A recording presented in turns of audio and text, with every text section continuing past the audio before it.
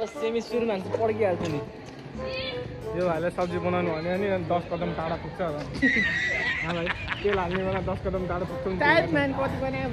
अनि किन उ छुट्टिन्छ जस्तो फेरि बानी पार्न तैँले अघि छुट्टियो किन यो भन्दा अनि भाइ हो किन भन्नु होइन भाइ त अहिले आफ्नो बेजेट हुन्छ भनेर केही छुट्टिँदैन